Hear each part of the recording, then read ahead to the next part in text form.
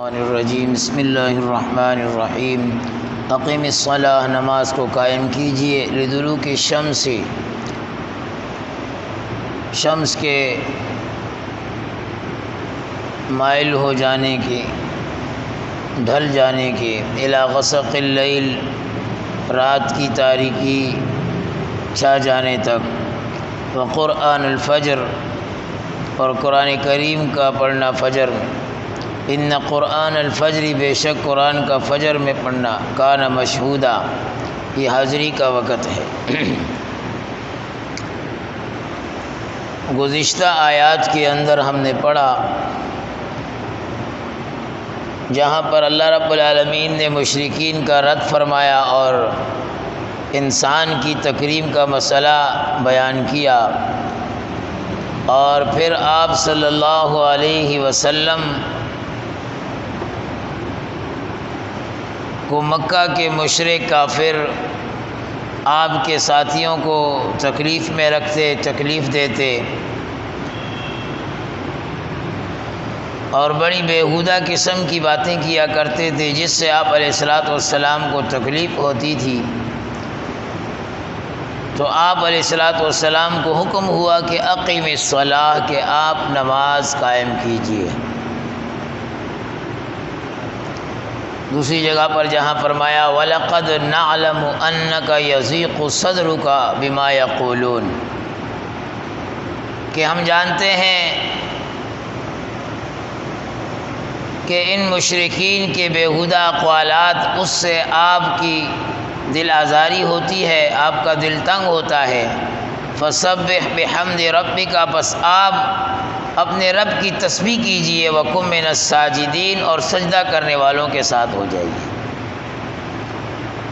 اور سورہ بقرہ میں بھی فرمایا یا ایھا الذین آمنوا استعینوا بالصبر والصلاۃ، ایمان والو نماز کے ذریعے اور صبر کے ذریعے اللہ کی استعانت کو، مدد کو طلب کرو۔ ان اللہ مع الصابرین، اللہ کی ذات صبر کرنے والوں کی ساتھ ہے۔ تو گویا حضرت صلی اللہ علیہ وسلم کو حکم دیا جا رہا ہے کہ آپ چھوڑ دیں ان مکہ کے مشرکوں کو، جو بولتے ہیں بولنے دیں، آپ نماز کی طرف توجہ کر لیں، اس لیے کہ نماز بڑی اہم عبادت ہے، معتمم بالشان عبادت ہے، اور نماز پڑھنے سے انسان کو روحانی سکون حاصل ہوتا ہے۔ اور اس آیت مقدسہ کے اندر اللہ نے پانچوں نمازوں کا ذکر کیا ہے۔ یہ سورہ بنی اسرائیل واقعہ معراج کے بعد نازل ہوئی۔ یہاں پر اللہ رب العالمین نے پانچوں نمازوں کا ذکر کیا۔ اقیم الصلاۃ، نماز کو قائم کیجئے، لدلوک الشمس، دلوک مائل، میلان، شمس کا مائل ہو جانا، ڈھل جانا، زوال کے وقت سورج ڈھل جائے، فرمایا اس وقت سے آپ نمازیں پڑھنا شروع کر دیجئے، الی غسق اللیل، رات کی تاریکی چھا جانے تک۔ یہ چار نمازوں کا ذکر ہوا، زوال کے بعد ظہر کی نماز، پھر عصر کی نماز، پھر رات کی تاریکی چھا جانے، غروب آفتاب ہوا، اس کے بعد ایک زردی سی آتی ہے جس کو شفق احمر کہا جاتا ہے، کچھ دیر کی جب سورج غروب ہو رہا ہوتا ہے پیلا پن آ جاتا ہے، پھر وہ ختم ہو جاتا ہے، پھر ایک سفیدی آتی ہے، وہ سفیدی جب ختم ہو جائے تو عشاء کا وقت داخل ہو جاتا ہے۔ تو یہ چار نمازوں کا ذکر یہاں کیا، پھر فرمایا وقرآن الفجر، قرآن اس سے مراد نماز ہے، اور قرآن نماز میں پڑھا جاتا ہے، اور نماز کا اہم جز وہ قرآن ہے۔ فرمایا ان قرآن الفجر کان مشہودا، بے شک قرآن کریم کا پڑھنا فجر میں کان مشہودا حاضری کا وقت ہے، فرشتوں کی حاضری کا وقت ہے، ڈیوٹیاں تبدیل ہوتی ہیں اور فرشتے رات والے دن والے وہ صبح کی نماز میں حاضر ہوتے ہیں۔ رات کی ڈیوٹیاں کرنے والے وہ اپنی ڈیوٹیاں ختم کر کے آسمان کی طرف جا رہے ہوتے ہیں، اور صبح کی ڈیوٹیاں کرنے والے وہ پہنچ جاتے ہیں، اور پھر ان کی ڈیوٹیاں عصر کے وقت میں تبدیل ہوتی ہے۔ تو فجر کی نماز یہ بھی اہم ہے اور عصر کی نماز یہ بھی اہم ہے۔ حدیث میں آتا ہے اللہ کے نبی صلی اللہ تبارک و تعالی علیہ وسلم نے ارشاد فرمایا کہ جب یہ ڈیوٹیاں تبدیل کر کے رب العالمین کے دربار جاتے ہیں، حاضر ہوتے ہیں، رب العالمین سب کچھ جاننے کے باوجود پوچھتا ہے کہ بھئی کہاں سے آ رہے ہو؟ فلاں جگہ سے، فلاں آدمی کے پاس سے۔ کس حال میں چھوڑ کر آئے؟ کہ نماز کی حالت میں چھوڑ کر آئے ہیں، نماز کی حالت میں چھوڑ کر آئے ہیں۔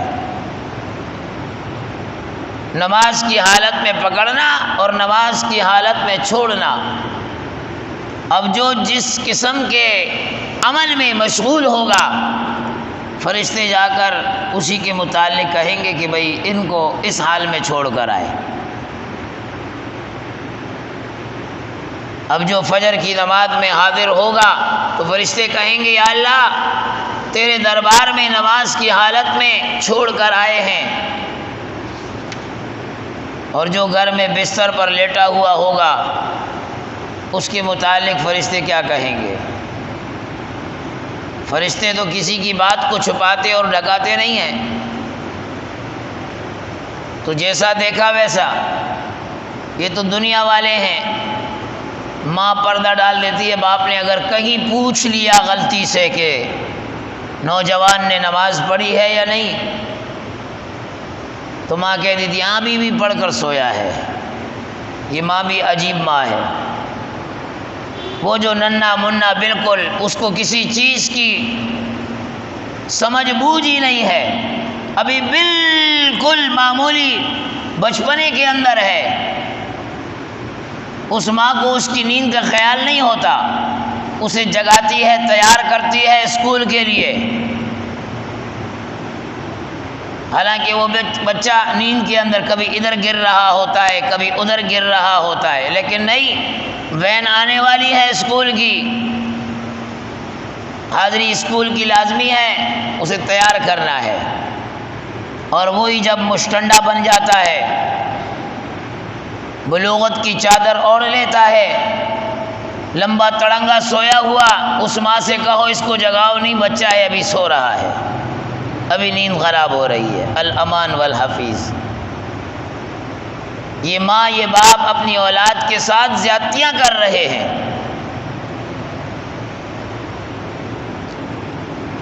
عصر کی نماز فرمایا جس کے مال بیوی بچے سب چھن جائے اگر کسی کی عصر کی نماز نکل جائے، گویا ایسا ہے۔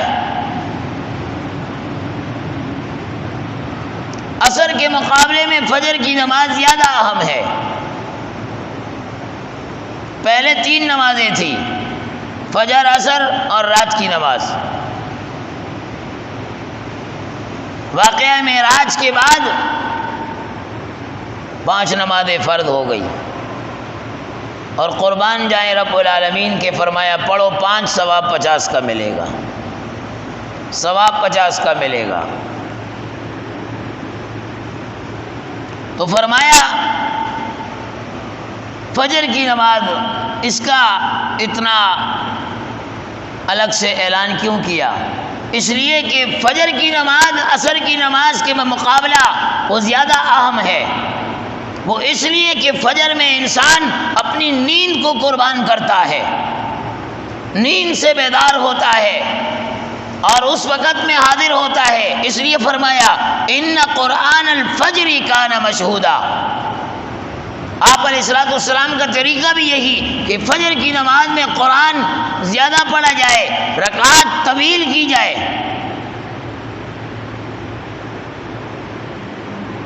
ظہر میں اور جمعہ میں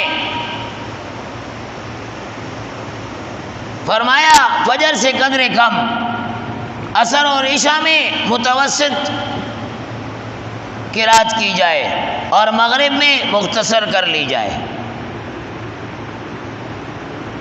تو فجر کی قرات طویل کا حکم آیا کہ بھئی اس کو طویل پڑھ لیا جائے۔ فرمایا 40 سے لے کر 100 آیات تک ایک رکعت میں پڑھی جاتی تھی۔ آج تو 40 بھی بہت دور کی بات ہے، بمشکل ایک رکوع ہوتا ہے۔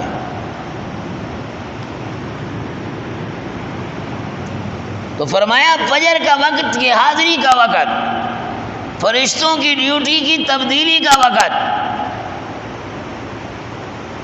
اور آج کتنے مسلمان جو فجر کی نماز جیسی عظیم عبادت سے بالکل غافل ہیں۔ یہ وہ عبادت ہے نماز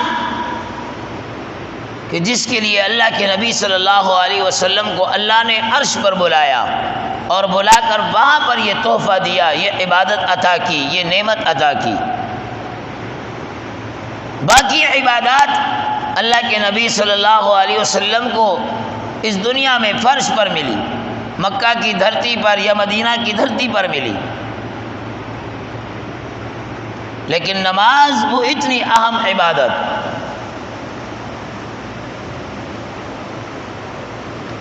حدیث میں آتا ہے اللہ کے نبی صلی اللہ علیہ وسلم نے فرمایا جب کوئی آدمی سکون سے نماز پڑھ لیتا ہے، بعض لوگ بڑی جلدی نماز پڑھتے ہیں، کئی سارے ساتھی ہیں ایک سجدہ کرتے ہیں اور ابھی پورے بیٹھتے بھی نہیں ہیں کہ دوسرا سجدہ کر لیتے ہیں۔ آپ علیہ السلام نے فرمایا بدترین چوری کرنے والا وہ نماز میں چوری کرنے والا ہے۔ صحابہ نے پوچھا یا رسول اللہ نماز میں چوری کس طرح کرتے ہیں؟ ہم چور کو کتنی بری نگاہ سے دیکھتے ہیں، یہ چور ہے، یہ چور ہے، اگرچہ اس نے 5-10 روپے کی چیز چوری کی ہو، لیکن اسے حقارت کی نگاہ سے دیکھتے ہیں۔ اللہ کا نبی فرما رہا ہے بدترین چوری کرنے والا نماز میں چوری کرنے والا ہے۔ یا رسول اللہ کیسے؟ فرمایا جس کا رکوع سجدہ صحیح نہ ہو، ایک سجدے سے سر اٹھایا ابھی پوری طرح بیٹھا نہیں، دوسرے میں چلا گیا۔ کئی سارے نمازیوں کو دیکھتا ہوں، حیران رہ جاتا ہوں۔ اللہ کے نبی نے فرمایا کہ سکون سے نماز پڑھ لے، رکوع صحیح طریقے سے ادا کر لے، سجدہ صحیح طریقے سے ادا کر لے۔ فرمایا اللہ رب العالمین جنت میں ایک فرشتے کو کہتے ہیں کہ بھئی اس دریا میں غوطہ لگا، جنت کے دریا میں۔ وہ جب غوطہ لگاتا ہے، غوطہ لگا کر باہر نکلتا ہے اور پھر اپنے پھروں کو یوں پھڑپڑاتا ہے، اس کے پروں سے جتنے بھی پانی کے قطرے گرتے ہیں رب العالمین فرماتے ہیں اتنی نیکیاں اس نمازی کے نامہ اعمال میں لکھ دو۔ آپ ایک چڑیا کو کبھی دیکھے ہو پانی کے اوپر اندر گھستی ہے پھر پھڑپڑاتی ہے، کتنے قطرے اس کے دائیں بائیں جاتے ہیں؟ تو وہ تو جنت کا فرشتہ ہے اور کتنا بڑا ہوگا اور اس کے پروں کا کیا اندازہ انسان کر سکتا ہے۔ وہ جب پھڑپڑائے گا تو کتنے قطرے گریں گے۔ اب سکون سے نماز یہ ہے کہ بھئی آپ سبحان ربی الاعلیٰ سبحان ربی الاعلیٰ سبحان ربی الاعلیٰ 3 دفعہ پڑھ لے بس۔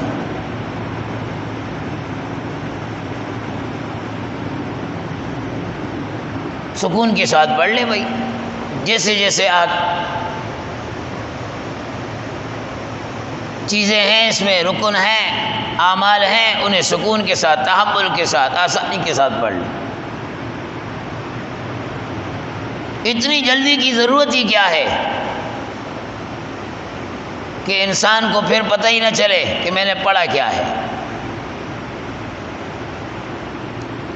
تو بہرحال نماز ایک عظیم عبادت ہے جسے آج مسلمان معمولی بہانے کی بدولت چھوڑ دیتا ہے۔ گھر کی خواتین نماز چھوڑ دیتی ہیں، وہ نماز نہیں پڑھ رہی ہیں، شیخ عبد القادر جیلانی محبوب سبحانی قطب سمدانی رحمہ اللہ تعالی علیہ فرماتے ہیں کہ جو بے نمازی آدمی ہے اس کو مسلمانوں کے قبرستان میں بھی دفن نہ کرو، اس کی نحوست اتنی زیادہ ہے۔ آج ہر گھر میں معمولی بہانے سے آج ایک 60 سالہ آدمی وہ کہہ رہا ہے کہ مولوی صاحب، میں نے کہا کل آپ جمعے میں نظر نہیں آئے، کہا پڑھا ہی نہیں، سو گیا تھا۔ یہ کتنے مبارک دن ہیں، کتنی مبارک راتیں ہیں، جن راتوں کی، جن دنوں کی اللہ نے قرآن میں قسم کھائی ہے، اور وہ نماز ہماری معمولی بہانوں کی بدولت نکل جاتی ہے۔ اور کئی سارے ساتھی گھروں میں ہی بس نماز پڑھ لیا۔ مسجد میں جماعت کے ساتھ مردوں کے لیے نماز پڑھنا یہ واجب ہے، شریعت کا حکم ہے، واجب ہے۔ پیارے نبی صلی اللہ تبارک و تعالی علیہ وسلم نے فرمایا کہ جو گھروں میں نماز پڑھتے ہیں میرا دل چاہتا ہے چند جوانوں کو جمع کروں، ان کو جا کر ان کے گھروں میں آگ لگا دوں، جلا کر راکھ کر دوں۔ آپ علیہ السلام اتنے غصے میں ہیں، جو گھروں میں نماز پڑھتے ہیں ان کے متعلق آپ یہ فرما رہے ہیں، جو بالکل نہیں پڑھتے ہوں ان کے لیے اللہ کے نبی کا کتنا غصہ ہوگا۔ آج گھروں میں آگ ہے، ساری نعمتیں موجود ہیں، بھائی کی بھائی سے نہیں لگتی، میاں بیوی میں اتفاق نہیں ہے، ماں بیٹے میں نہیں ہے، بیٹا باپ سے پریشان، باپ بیٹے سے پریشان، ساری نعمتیں موجود ہیں، سکون نہیں ہے، پریشانیاں، اضطراب، بے چینی، بے سکونی۔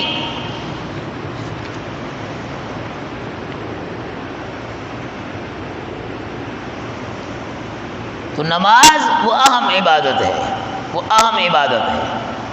فرمایا بے نمازی عورت پر قبر میں ایک ایسا اژدہا مسلط کر دیا جاتا ہے، ناخن بڑے بڑے، آنکھیں آگ کی، منہ سے آگ نکل رہی ہوتی ہے۔ آج کی عورت کو آپ دیکھیں، معمولی سی گھر میں چپکلی بھی نظر آ جائے تو چیخنا چلانا شروع کر دیتی ہے۔ اندھیرے میں اپنے گھر کی چھت پر کئی لوگ آ کر کہتے ہیں مولوی صاحب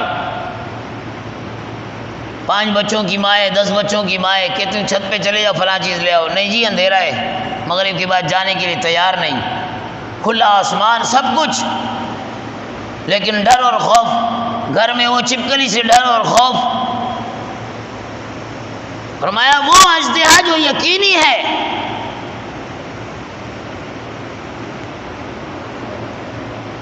وہ ڈسے گا، 70 گز انسان زمین کے اندر دھستا ہوا چلا جائے گا، ایک نماز چھوڑنے کی وجہ سے اسے مارا جائے گا اگلی نماز تک۔ آپ اندازہ کیجئے کہ بھئی وہ بچھو، وہ اژدہا، وہ سانپ دنیا میں ہم دیکھیں،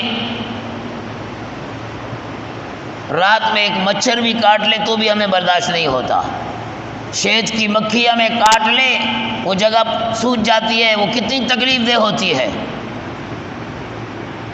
یا کوئی اور کیڑا میڑا چھوٹا موٹا، سانپ اور بچھو کی تو بات میں نہیں کر رہا، عام کیڑا بھی انسان کو کاٹ لے وہ کتنا تکلیف دہ ہوتا ہے۔ اور پھر وہ قبر کا بچھو، وہ تو اللہ کی طرف سے مسلط ہوگا، اور وہ صرف گوشت میں ہی تکلیف نہیں، ساری ہڈیاں تکلیف سے چور چور ہو رہی ہوں گی، اور جس کے ہونے میں کوئی شک نہیں اس کی پرواہ نہیں، اور وہ بے نمازیوں پر مسلط کیا جائے گا، اللہ کے نبی کا فرمان ہے۔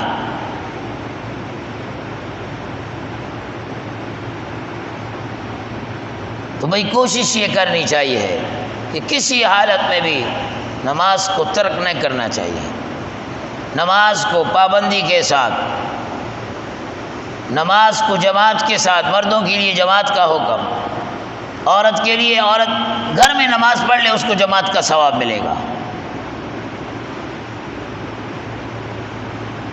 عورتیں کہتی ہیں کہ ہم پیچھے رہ جاتی ہیں مردوں سے، اللہ رب العالمین نے ایسے نہیں رکھا، فرمایا اگر عورت گھر میں دیکھے کہ کوئی چیز بے ڈنگی بے ترتیب پڑی ہوئی ہے، اس عورت نے اسے اٹھا کر اسے ترتیب سے رکھ دیا، اللہ رب العالمین فرشتوں کو کہتے ہیں اس نے اس کام کو ترتیب سے کر دیا، اس پر بھی اس کے نامہ اعمال میں نیکیاں لکھ دو۔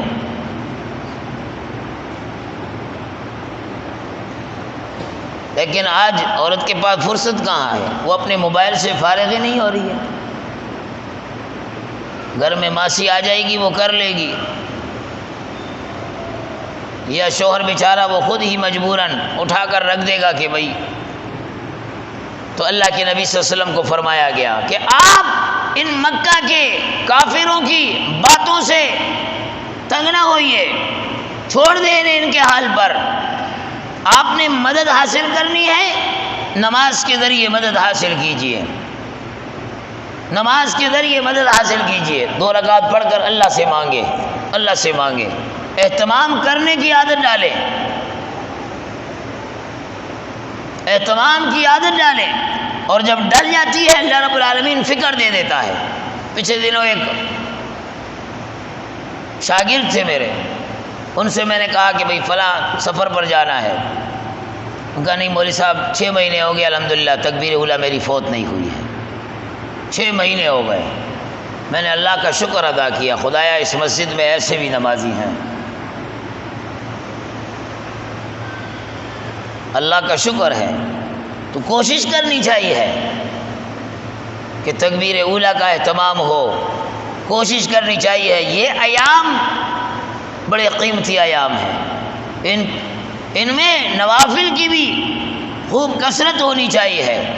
یہ راتیں بڑی مبارک راتیں ہیں، فرمایا اس رات میں عبادت گویا ایسا لیلۃ القدر کی رات میں جیسے جس نے عبادت کی ہو۔